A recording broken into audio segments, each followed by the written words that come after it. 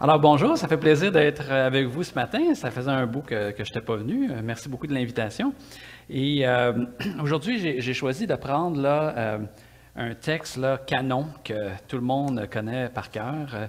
On va parler du Lévitique. C'est un des livres préférés de la plupart des chrétiens. Et bon, je sais que vous êtes tannés d'entendre des sermons sur le Lévitique, là, probablement une bonne trentaine dans les dernières années, mais je me suis dit c'est un texte qu'on peut quand même revisiter. Et j'appelle souvent le Lévitique le mur des résolutions des chrétiens qui décident de passer à travers la Bible. Hein. On dit, je vais lire de Genèse 1 à Apocalypse 22. Et souvent, les premiers livres, ça va pas pire, mais le Lévitique, on commence à trouver ça rough un peu, puis on se dit, je pense que je vais aller faire un tour dans les psaumes ou le Nouveau Testament. Ça commence à être un peu bizarre.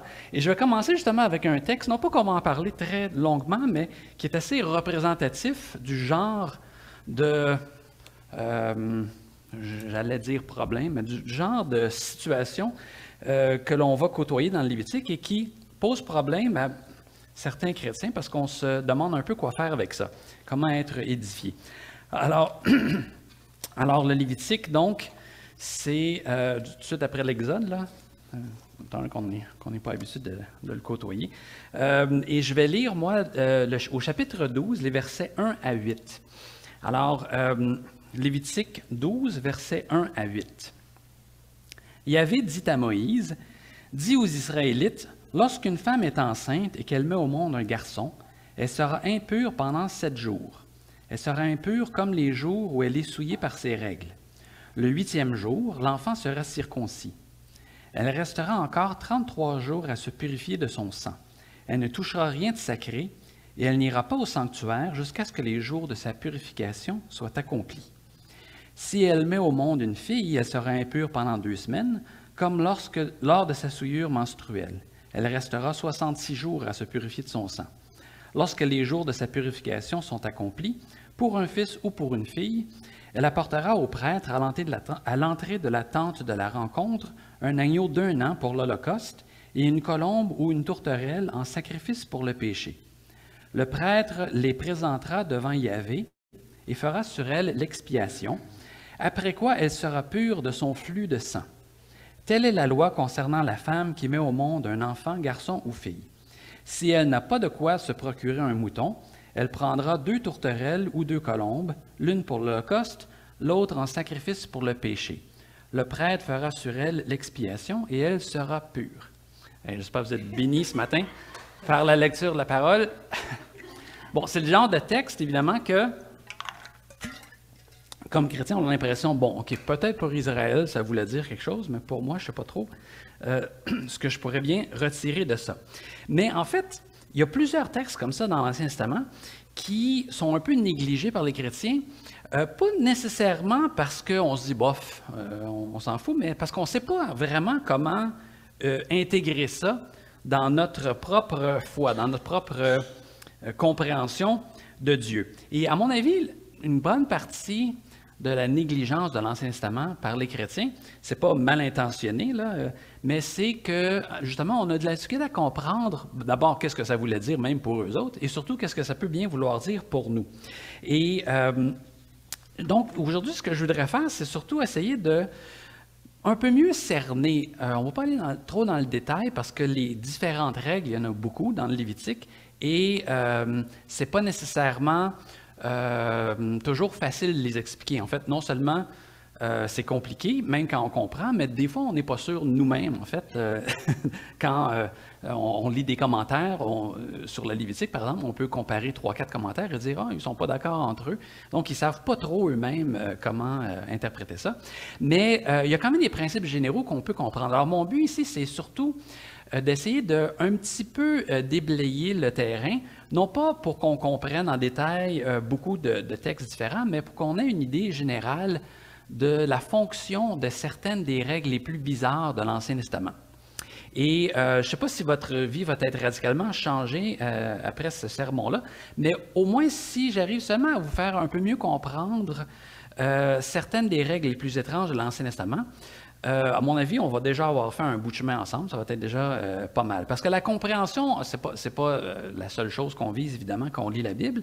Mais à quelque part, quand on ne comprend pas, ça peut créer certaines frustrations. Et il ne faut pas oublier non plus que si on regarde, par exemple, dans le Nouveau Testament, quand Paul dit dans 2 Timothée 3, versets 15 à 17, un texte que vous avez probablement déjà lu à quelques reprises, c'est un des textes assez souvent commentés.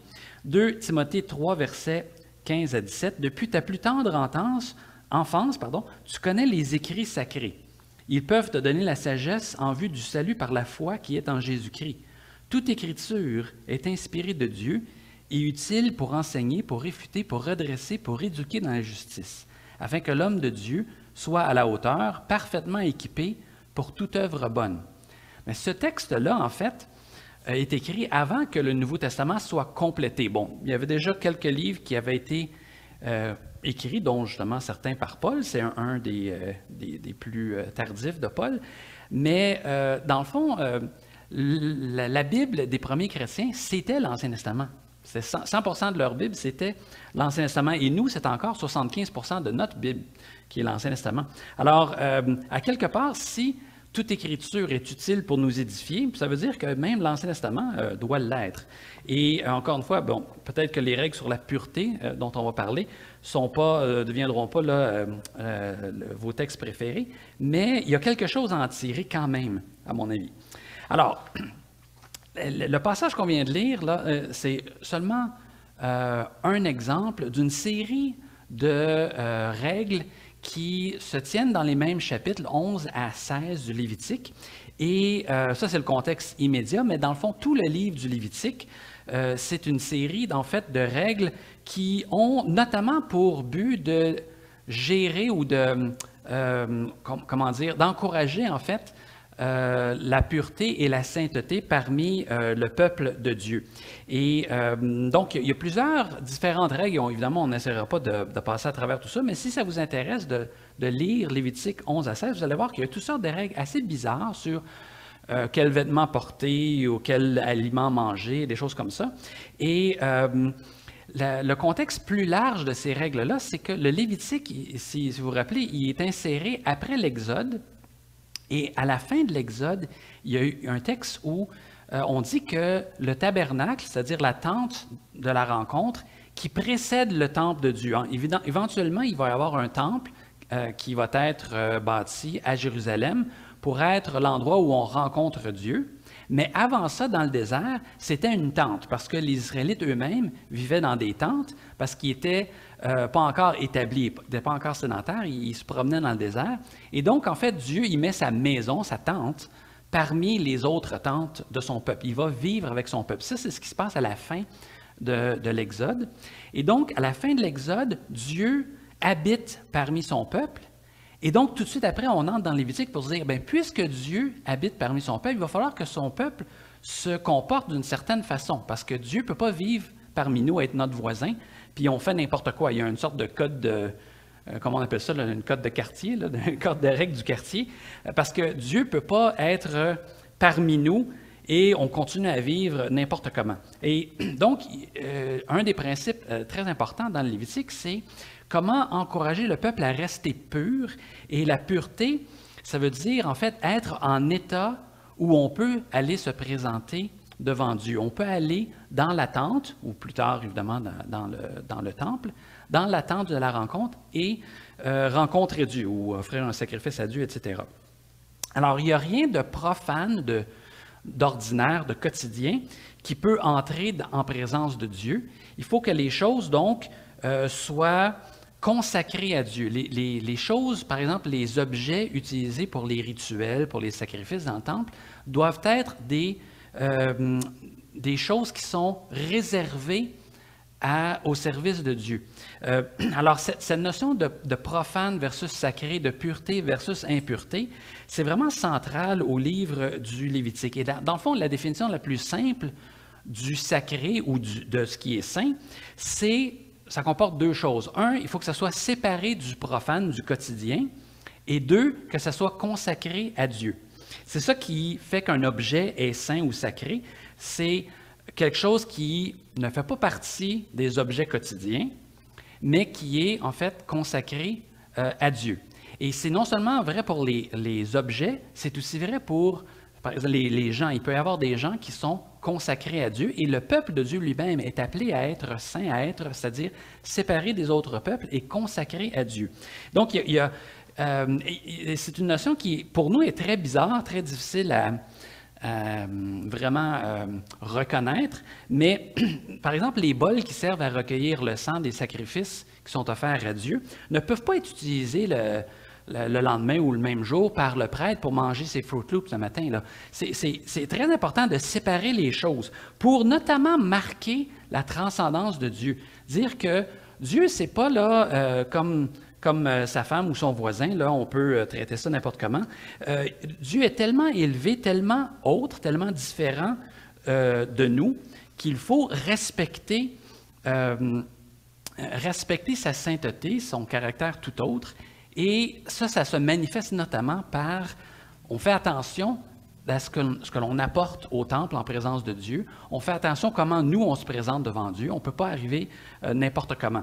Et donc, bon, je ne le lirai pas celui-là, mais, ou peut-être je vais lire 2-3 versets juste pour montrer la situation. Mais dans Daniel, par exemple, dans le livre de Daniel, il y a un roi qui agit un peu comme un bozo, là, en se préoccupant pas trop de la sainteté de Dieu. Et donc, je vais juste lire les 3 premiers versets, mais vous lirez tout le chapitre si ça vous intéresse, c'est assez intéressant.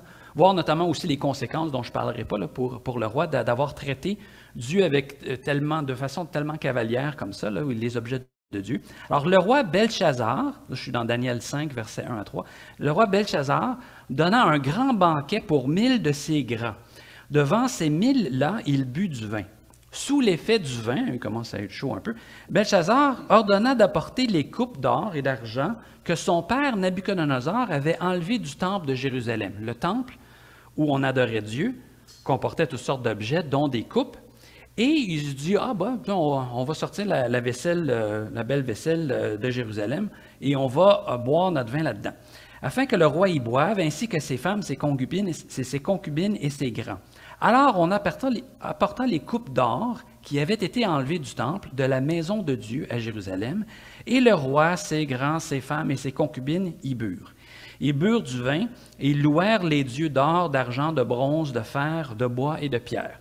Donc, ils se mettent à avoir un gros party, puis à utiliser comme ça la vaisselle qui est réservée à l'adoration de Dieu, au sacrifice de Dieu. Bon, vous pouvez deviner que ça finit pas très bien pour le roi Belchazzar, mais ça, c'est une marque de désinvolture là, à l'égard et de manque de respect de la sainteté de Dieu, dans le fond, qui crée un gros problème et peut-être un exemple plus choquant pour nous, parce que cette fois-ci, ce n'est pas un étranger, mais c'est carrément, même pas juste un Israélite, c'est carrément un prêtre de Dieu qui, lui aussi, agit de façon un petit peu désinvolte envers les objets de Dieu et qui en paie le prix.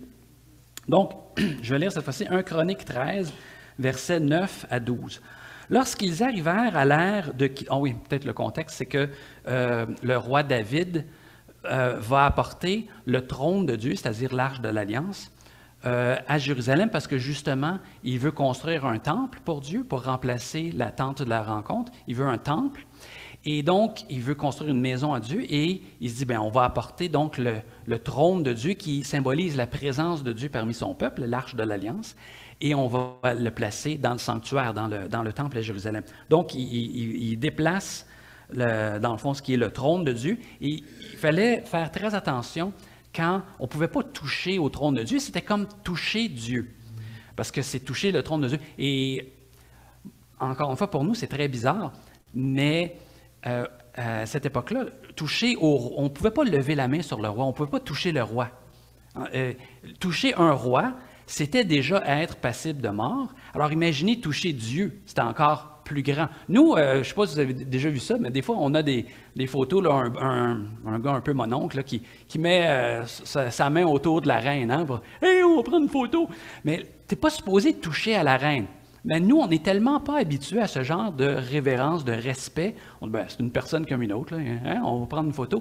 Mais techniquement, là, c'est interdit de faire ça. Tu ne peux pas toucher à la reine. Alors imaginez toucher à Dieu. Il faut marquer le respect envers le souverain. Alors à cette époque-là, c'était extrêmement important de respecter le roi et à fortiori là, de respecter Dieu. Et donc, on ne pouvait pas toucher au trône de Dieu, l'arche de l'Alliance, comme ça avec sa main. On faisait des grosses précautions, comme il y avait des anneaux attachés et il fallait passer une sorte de bâton là, à travers. Et c'était seulement les prêtres qui pouvaient transporter l'arche avec les bâtons sans jamais toucher à l'arche. Peut-être ça, c'est le contexte pour pouvoir comprendre qu'est-ce qui se passe ici. Donc, ils sont en train de transporter l'arche, le trône de Dieu, la présence même de Dieu parmi le peuple. Et ils arrivent donc à l'ère de Kidon, donc un endroit. Uza, qui est un prêtre, étendit la main pour saisir le coffre parce que les bœufs avaient glissé. Donc, il a peur que l'arche tombe. Il prend la main comme ça pour essayer de retenir le coffre, pas qu'il tombe. Yahvé se mit en colère contre Uza et l'abattit parce qu'il avait étendu la main sur le coffre. Uza mourut là, devant Dieu. David se fâcha parce que Yahvé avait ouvert une brèche en Uza. En ce jour-là, David fut saisi par la crainte de Dieu. Il dit, « Comment pourrais-je faire entrer chez moi le coffre de Dieu? » David ne prit pas le coffre chez lui dans la ville de David, il le fit conduire dans une autre maison, là, ailleurs. Le coffre resta 3 mois chez cette personne-là. Et finalement, David va finir par changer d'idée parce que avec la présence de Dieu à cet endroit-là, Dieu bénit ces gens-là. Et là, finalement, David se rend compte, oui, OK, c'est dangereux si Dieu est avec nous et juste à côté, là, on ne peut pas faire n'importe quoi, on ne peut pas toucher le coffre. Mais en même temps, avoir Dieu parmi nous, c'est aussi bon. Fait que, finalement, il va finir par se réviser. Mais David, il est un peu choqué par la situation. Comme nous, peut-être, on est choqués. Ouais, là, Dieu, il tue le prêtre juste parce qu'il a touché son trône. Mais pas juste parce qu'il a touché. C'est très important, c'est très grave ce qu'il a fait. Et en plus, il était un prêtre. Il était supposé savoir, tu ne peux pas faire ça. Là, tu ne peux pas t'approcher de Dieu comme ça, n'importe comment. Alors, il y a des dispositions là, qui font que le prêtre, une fois par année, peut aller derrière le rideau dans le temple et il faut qu'il soit purifié avant. Puis il y a toutes sortes de rituels parce que quand on approche Dieu, c'est quelque chose de sérieux. Et pour nous, en fait, c'est vraiment bizarre, mais le concept de la sainteté de Dieu, c'est un concept extrêmement important et c'est le concept central du livre du Lévitique. Et encore une fois, qu'est-ce que nous, on fait avec ça? Nous, maintenant, on a plus la notion, peut-être à l'autre extrême, de dire, bon, Jésus, c'est mon ami, Jésus, j'ai dit n'importe quoi, il est à côté de moi, puis Jésus est dans mon cœur, tout ça. Et je ne veux pas, en fait, en insistant sur la sainteté de Dieu, nous enlever ça, parce que justement, c'est ça la merveille, c'est que le Dieu créateur de l'univers s'est tellement approché de nous qu'on a ce privilège de pouvoir appeler Dieu notre ami, mais en même temps, il y a une tension, il faut reconnaître justement à quel point c'est parce que Jésus est mort pour nous qu'on a ce privilège de s'approcher d'un pouvoir si dangereux, si merveilleux, si terrible, dans le fond. La puissance de Dieu, c'est quelque chose de terrible. Mais c'est très difficile de garder les deux en tension. Soit que Jésus, c'est juste mon petit ami, il n'y a rien là, ou Dieu, c'est le créateur de l'univers, c'est dangereux. Et dans le fond, l'Église, pendant 2000 ans, a eu toujours un petit peu à naviguer, soit souvent on a eu tendance à souligner un côté, Dieu est là-bas, dangereux, sévère, ou Dieu est juste à côté, on l'aime, c'est notre ami, puis finalement il n'y a rien là, on peut faire n'importe quoi avec Dieu parce que c'est comme notre meilleur ami, puis il n'y a pas de danger. Et dans le fond, la sainteté de Dieu doit être reconnu pour pleinement apprécier à quel point on est privilégié de pouvoir appeler Jésus notre ami. Donc, je ne veux pas trop insister pour dire la sainteté de Dieu, donc vous devez commencer à avoir peur de Dieu, mais plutôt de reconnaître à quel point on est privilégié de pouvoir approcher ce Dieu dangereux, ce Dieu qui est le créateur de l'univers, qui est aussi un bon père aimant qu'on peut approcher comme un ami intime. C'est quelque chose qui est assez difficile à maintenir, mais qui, à mon avis, est l'attitude la plus biblique. Parce qu'encore une fois, le Lévitique nous dit, Dieu habite parmi son peuple, donc le peuple de Dieu doit reconnaître que, étant donné que Yahvé est saint, il va falloir qu'il se comporte d'une certaine façon en sa présence. On ne peut pas se comporter n'importe comment, comme on est supposé avoir un certain protocole quand, par exemple, parce que ça nous arrive à tous, là, quand on se fait inviter par la reine d'Angleterre pour un souper, on doit respecter certains protocoles, on doit se comporter d'une certaine façon. Bien, la sainteté de Dieu exige aussi qu'on fasse attention comment on se comporte en sa présence. Alors, beaucoup des règles sur la pureté et l'impureté dans le Lévitique concernent justement cette disposition, cette attitude dans le quotidien qui doit nous rappeler toujours que, attention, on est en présence de Dieu, on ne peut pas faire n'importe quoi, il faut prendre ça au sérieux. Et il y a, encore une fois, plein de règles plutôt étranges et ça serait assez difficile d'aller dans le détail pour expliquer l'une et l'autre, là. Mais par exemple, quand on lit des règles dans ces chapitres-là, comme je dis, les chapitres 11 à 16 sont ceux où il y en a le plus de règles sur la pureté et l'impureté dans le Lévitique, on va trouver des règles sur... en fait, non, je ne lirai même pas ça. Je vous invite à lire ces chapitres-là, mais ça va prendre un peu de temps si on entre trop dans les détails. Mais sur, par exemple, les animaux que l'on peut ou ne peut pas manger, comme, on connaît assez bien le fait que les Juifs ne mangent pas de porc, ben, ça vient de là, justement. Mais il y a d'autres choses qu'on connaît peut-être un peu moins, comme les Juifs ne peuvent pas manger d'autruche, de homard, de vautour, de corbeau, de hibou. Bon, je ne sais pas qui serait tenté de manger du hibou, mais en tout cas, eux ils n'ont pas le droit de le faire. Et donc, comme je dis, je ne vais pas expliquer chacune de ces règles, mais je vais donner quelques éléments de réponse quand même pour au moins avoir une idée de pourquoi ces règles existent, ou qu'est-ce que ça dit en fait que ces règles existent. Parce qu'encore une fois, bon, il y a toutes sortes d'explications qui ont été proposées, mais il y en a qui sont vraiment, franchement, moins bonnes que d'autres. Comme une des explications qui n'en est pas vraiment une, c'est, ben, dans le fond, c'est complètement arbitraire. Dieu a juste donné une série de règles, ça aurait pu être autre chose, là. On ne peut pas porter des vêtements bleus, mettons, quelque chose comme ça.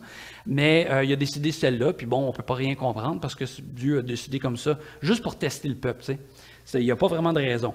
Bon, comme je dis, c'est une explication qui n'en est pas vraiment une que vous avez peut-être entendue, qui est un peu plus populaire, mais qui est pas excellente non plus, c'est l'interprétation dite hygiénique. Comme par exemple, on sait que le porc, il y a plus de risque d'avoir des parasites dedans, donc en excluant le porc de la diète, Dieu voulait protéger le peuple de certaines maladies, tout ça. Bon, encore une fois, ça explique tellement une infime partie des règles que ce n'est pas une super bonne explication, parce que l'interprétation donc, dite hygiénique, qui est pour une bonne hygiène, pour la santé des gens, ça explique même pas 1% des règles. Alors finalement, si ça a tellement peu de règles à expliquer, ben c'est peut-être pas une super bonne explication non plus. Et donc, comme je dis, il y en a toutes sortes, mais une sur laquelle je vais plutôt insister, même si pour aller dans le détail pour chaque règle, ça prendrait vraiment beaucoup trop de temps et on ne pourra pas le faire, c'est une interprétation qui, dans le fond, est liée à la vision du monde des Israélites. C'est-à-dire donc que c'est une façon d'organiser le monde qui explique les détails. Pourquoi est-ce que tel animal n'est pas pur ou on ne peut pas le consommer? Pourquoi est-ce que telle chose nous rend en situation d'impureté? Et en fait, le principe de base qui explique ou qui explique dans le fond toutes ces règles, c'est un passage central au Lévitique qui est Lévitique 11, les versets 44 à 47. Donc, Lévitique 11, les versets 44 à 47. On vient donc de parler de, par exemple, de contact avec des cadavres et tout ça qui rendent impurs. Alors, on nous dit ici, « Ne faites pas de vous-même une horreur à cause de toutes ces petites bêtes qui grouillent, ne vous rendez pas impurs avec elles, vous seriez impurs à cause d'elles. » Donc, contact avec des animaux impurs. « Je suis Yahvé, votre Dieu. Vous deviendrez saints, vous serez saints, car je suis saint. Vous ne vous rendrez pas impurs avec toutes ces petites bêtes qui fourmillent sur la terre. Je suis Yahvé, c'est moi qui vous ai fait monter d'Égypte pour être votre Dieu. Vous serez saints, car je suis saint. Telle est la loi concernant les bêtes, les oiseaux, tous les êtres vivants qui fourmillent dans l'eau et tous les êtres qui grouillent sur la terre, pour séparer l'impur et le pur, l'animal qui se mange et l'animal qui ne se mange pas. Donc, le principe ici qui est mis de l'avant, c'est de dire que pourquoi est-ce que vous ne pouvez pas manger les animaux impurs? Parce que vous devez être saint. Et encore une fois, la sainteté, c'est être consacré à Dieu. Et alors, pourquoi donc est-ce que le porc, lui, n'est pas pur et d'autres animaux le sont et tout ça? Bien, il faut regarder ici l'organisation du monde dans la pensée israélite. Et ça, c'est important de dire que quand Dieu se révèle à son peuple, il prend les catégories qui sont compréhensibles pour lui et dire, bon, OK, vous voyez le monde comme ça, on va travailler avec ça. Et donc, en fait, vous allez devoir respecter l'ordre de la création tel que vous comprenez les choses. Et ce n'est pas évidemment une séparation du vivant selon nos catégories à nous, plus, disons, inspirées par la science là, sur les familles, les ordres et les affaires de même. Là, bon, qu'est-ce qui fait que tel animal est relié à un autre pour nous? C'est notamment génétique et tout ça. Mais eux, leur façon d'organiser le monde n'était pas sur les mêmes, organisée par les mêmes principes. Mais le principe qui est important, c'est que l'ordre du monde doit être respecté. L'ordre, oui, tel que les Israélites le comprennent. Donc, c'est un peu limité par rapport à notre compréhension, qui est elle-même notre propre compréhension très limitée sur comment est-ce que Dieu a organisé le monde. Mais il y a un principe extrêmement important qui est que dans la Genèse, on nous dit que Dieu crée en formant un ordre à partir du chaos. C'est très important de dire que Dieu sépare les choses, sépare le ciel de la terre, sépare les eaux de la terre ferme, sépare les choses en catégories pour créer de l'ordre, parce qu'il y a un danger à ce que le chaos, la décréation, si on pourrait dire, puisse venir, mais Dieu garde les choses en ordre. C'est ce qui permet en fait à la création d'être un endroit propice pour la vie, un endroit hospitalier. Alors Dieu crée à partir du chaos, et il garde les choses séparées, et donc l'être humain doit respecter cette séparation, cette organisation du monde. Pour dire donc que Dieu, en fait, il a un plan, il a créé le monde, et nous, on doit entrer dans cette création, reconnaître l'ordre qui est là, et respecter l'ordre que Dieu a donné à sa création. Et donc, en fait, pour revenir sur les animaux purs et impurs, par exemple, et oh oui, l'autre chose, c'est que c'est dans le quotidien, chaque geste, comment on s'habille, comment on mange et tout ça, vient renforcer notre adhésion ou notre insertion dans cet ordre que Dieu a créé. Donc, il faut qu'on soit constamment rappelé que la création de Dieu est bonne et doit être respectée et que nous, on doit prendre notre place dans cette création que Dieu a créée. Donc, les Israélites sont rappelés dans tout ce qu'ils font, dans comment ils s'habillent, comment ils mangent et tout ça, que Dieu est bon, Dieu a créé l'univers tel quel, et nous, on doit respecter cet ordre-là plutôt que de venir bousiller les choses, de venir créer le désordre. Et c'est en fait un encouragement, ça, à se rappeler que même le péché lui-même, c'est une forme de décréation. Quand on pêche, on est en train de bousiller la création telle que Dieu l'a créée. Alors, les Israélites sont encouragés non seulement à ne pas pécher, mais même dans des choses qui, on pourrait dire, moralement, ne sont pas nécessairement un problème. Manger du porc ou s'habiller avec des vêtements, par exemple, une des choses, des vêtements faits de deux fibres différentes. Il n'y avait pas le droit de faire ça. Mais pour nous, c'est bizarre parce que presque tous nos vêtements ont un mix de coton, polyester et 2-3 affaires facilement. Mais pour eux, c'est comme, non, il faut respecter les distinctions, les différentes, et aussi dans un champ, par exemple, c'est une autre règle sur la pureté dans ces chapitres-là, dans un champ, on plante seulement une même plante, on ne va pas mettre, comme nous on fait parfois dans nos jardins, là, une rangée de concombres, puis une rangée de tomates, puis une rangée d'autres choses. Là. Eux, ils devaient comme séparer les choses pour reconnaître donc qu'il y a des divisions, il y a des distinctions dans le monde, il faut respecter les distinctions pour être rappelé constamment que Dieu a créé le monde dans l'ordre. Donc, pour les Israélites, la façon de diviser le vivant, c'était dans des catégories qui, pour nous, donc, sont différentes, mais ces catégories devaient être respectées. Et notamment les aliments purs, on pourrait prendre comme raccourci pour voir un parallèle avec nous, les aliments, disons, comestibles qu'on peut manger, avaient des principes organisateurs qui, comme j'ai dit, sont différents des nôtres et en fait sont différents d'un peuple à l'autre. Il faut bien reconnaître que chaque peuple va avoir, de façon qui n'est pas du tout basée sur la santé, là, va avoir des distinctions différentes. Il y a plein de plantes ou d'animaux qui sont comestibles, dans le sens qui ne rendront pas malades et qui vont nous donner des nutriments, qui ne sont pas mangés partout sur la planète, hein, pour toutes sortes de raisons. Par exemple, aux États-Unis, on mange pas de chevaux. Il y a même une loi qui a été adoptée il y a quelques années là-dessus pour interdire la consommation de chevaux, parce que dans la psyché américaine, avec les cow-boys et tout ça, c'est comme les chevaux font partie des animaux domestiques. C'est comme manger un chat ou un chien pour nous. Alors, c'est pas acceptable. Et au Québec, on est pas mal plus lousse là-dessus. Il y a beaucoup de gens qui se permettent de manger du cheval, mais il y en a d'autres qui ne le font pas. Par exemple, moi, j'ai un ami qui a été longtemps maréchal ferrant, puis lui, offre-lui pas du cheval à manger, parce que pour lui, c'est comme manger du chien, ça se fait pas. C'est comme un animal de compagnie, tu peux pas faire ça. Mais donc, évidemment, par exemple, si on parle des Chinois, les Chinois ont une permissibilité par rapport à un des dictons en Chine, c'est si ça a 4 pattes, ça se mange. Alors finalement, on est pas mal plus lousse sur ce qu'on peut manger, mais chaque peuple va avoir des distinctions différentes. Et encore une fois, c'est pas basé sur qu'est-ce qui est comestible ou pas, parce qu'il y a plein de plantes qu'on mange pas, ou d'animaux qu'on ne mange pas, pour des raisons autres que c'est physiquement impossible pour nous de manger ça puis de ne pas être malade. C'est pour des raisons autres que ça. Alors, pour retourner donc aux Israélites, oui, peut-être un dernier exemple pour montrer que tous les peuples catégorisent les choses. Et sur une base, on appelle ça en fait comme symbolique, c'est une vision du monde en fait. C'est comme par exemple, nous, la Terre, quand c'est dans le jardin, c'est une bonne chose. On fait même pousser nos aliments dans ça. Mais quand elle rentre dans la maison, c'est de la poussière, c'est de la saleté. Il faut s'en débarrasser. On a des catégories comme ça.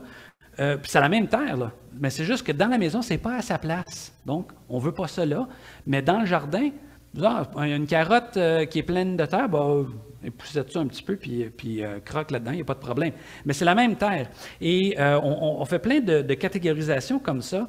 Les mauvaises herbes, c'est un autre exemple aussi. Les mauvaises herbes, en fait, c'est l'herbe que moi, je ne veux pas avoir dans ma pelouse ou dans mon jardin. Mais dans le fond, il n'y a rien qui caractérise une mauvaise herbe. Bon, habituellement, c'est des choses qu'on ne peut pas manger, mais pas toujours. Le pissenlit est souvent considéré une mauvaise herbe par beaucoup de gens, mais ça se mange très bien. Il y a beaucoup de communautés, par exemple les Italiens, qui mangent ça, puis ils font des salades avec ça. Moi, je plante du trèfle dans ma pelouse, puis mes voisins, ils trouvent que c'est une mauvaise herbe, puis ils essaient de tuer ça. Alors, comment est-ce qu'on comprend? C'est la même plante, là, mais pour quelqu'un, c'est une mauvaise herbe, pour quelqu'un d'autre, c'est quelque chose qui se mange ou c'est quelque chose qui est utile pour la pelouse. Alors, Israël avait ses propres catégories. Et par exemple, pour les Israélites, le vivant était organisé en 3 mondes.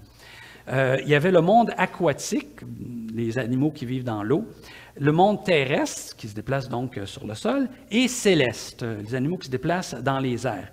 Et donc, les animaux aquatiques typiques, c'était, les poissons, ça c'est probablement aussi notre compréhension pas mal. C'est quoi qui vit dans l'eau? La première chose qui nous vient en tête, c'est le poisson. Et un poisson, c'est quoi? C'est quelque chose qui a des nageoires et des écailles. Alors, les animaux aquatiques qui n'ont pas de nageoires ou d'écailles sont comme hors catégorie pour les Israélites. Ils sont impurs. Comme par exemple les crustacés, le homard, le crabe. En fait, il y a beaucoup de gens d'ailleurs qui trouvent ça assez dégoûtant. Regardez ça, c'est comme ça a l'air. C'est pas un animal normal. Bon, pourquoi? Mais c'est que nous, on se dit quand même, c'est un animal frontière. Il se déplace entre l'eau et la terre. Ça, c'est déjà un gros, gros problème pour les Israélites. C'est, wow, il ne reste pas à sa place. Il n'est pas dans une catégorie. Il change de catégorie. Puis en plus, il ne se déplace pas normalement. Il n'y a pas de nageoire. Pas d'écailles non plus d'ailleurs. Et quand il se déplace sur terre, il marche pas mal bizarre, là, comme les crabes de côté, tout ça. Alors, c'est un animal un peu bizarre. C'est une sorte de menace à l'ordre de la création tel que les Israélites conçoivent la création. Alors, c'est interdit parce qu'il faut respecter l'ordre de la création. L'autruche est impure parce que c'est un oiseau, mais qui ne vole pas. C'est un animal terrestre, mais à deux pattes. Alors que les animaux terrestres, pour les Israélites, c'est des bons animaux à quatre pattes, comme les moutons, les chèvres, la vache. Ça, on comprend ça. Mais une autruche, c'est comme un animal terrestre, mais qui ressemble à un oiseau. Il y a des plumes d'oiseau, mais il ne vole pas. Alors, c'est trop bizarre, on ne peut pas manger ça. Alors, bon, ça vous semble peut-être un peu étrange, mais ça explique énormément de règles sur la pureté, et d'autres seraient plus compliquées à expliquer, comme par exemple ce qu'on a lu dans le chapitre 12 sur la femme qui vient de donner naissance à un enfant. Mais pour vous donner plus une allusion à une explication qu'à la vraie explication, qui, elle, prendrait beaucoup de temps, c'est de dire que, dans le fond, la sainteté et la pureté, c'est aussi l'entièreté, l'intégrité de la personne. Et quand une femme vient d'accoucher, elle n'est plus dans son état, on pourrait dire, normal. Il y a quelque chose qui s'est passé, donc il y a une période d'infertilité aussi, ça, c'est déjà un peu différent, mais c'est aussi, elle a maintenant côtoyé des forces mystérieuses. Qu'est-ce qui fait, comment est-ce que un animal, un être humain est conçu?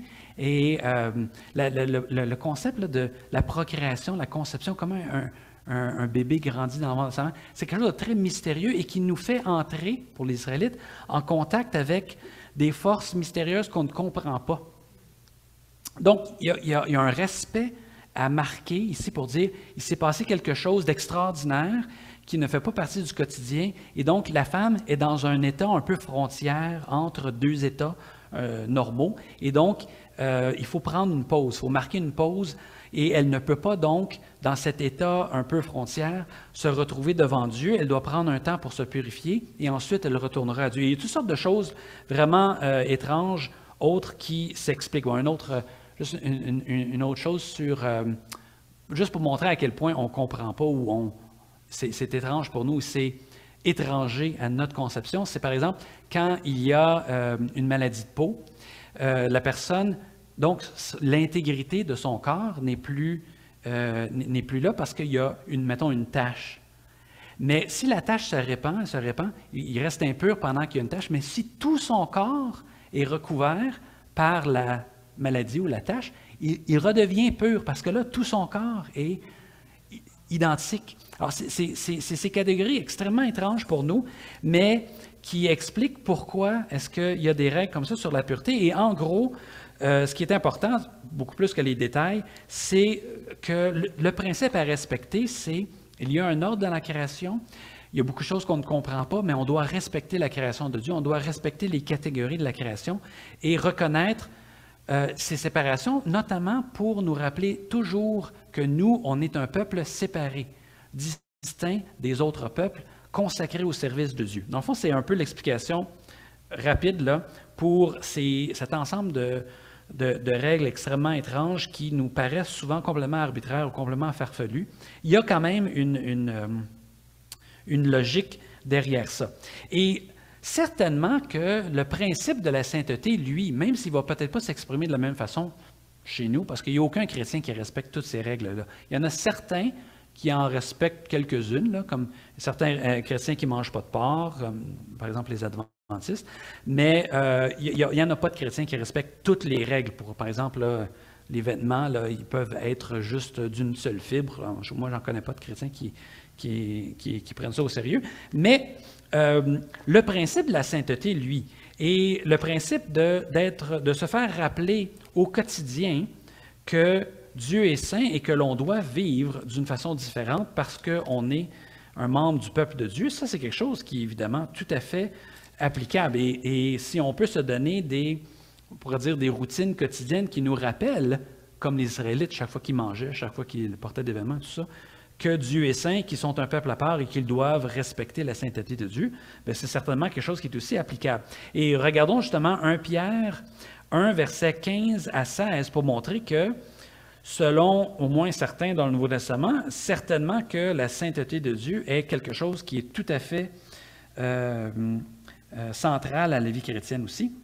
1 Pierre 1, versets 15 et 16 dit « Mais de même que celui qui vous a appelé est saint, vous aussi devenez saints dans toute votre conduite, puisqu'il est écrit « Vous serez saints, car moi je suis saint ». Ça, c'est le verset du Lévitique que l'on a lu tout à l'heure. Donc, 1 Pierre dit appliquez le Lévitique, soyez saints. Bon, il ne dit pas nécessairement qu'il faut respecter chacune des règles sur la pureté, mais le principe fondamental, lui, le principe central du Lévitique, il est extrêmement applicable pour le chrétien. Et si vous invoquez comme Père celui qui impartialement juge chacun selon ses œuvres, conduisez-vous avec crainte pendant le temps de votre exil.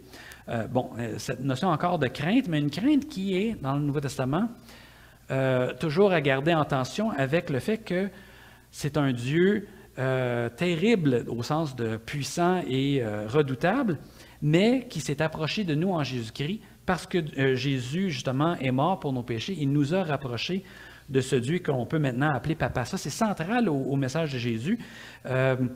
L'idée que vous devez, même dans votre façon de vous adresser à Dieu, le Notre Père, là, c'est Notre Père, ça fait un peu formel. C'est vraiment, c'est Papa ou c'est mon Père et un bon Père qui est accueillant et qui est gentil, qui doit caractériser profondément notre rapport à Dieu. C'est le pivot, si on peut dire, de notre rapport à Dieu. Alors en Israël, donc, on ne séparait pas le religieux du séculier, toutes les dimensions de la vie, comment on mangeait, etc.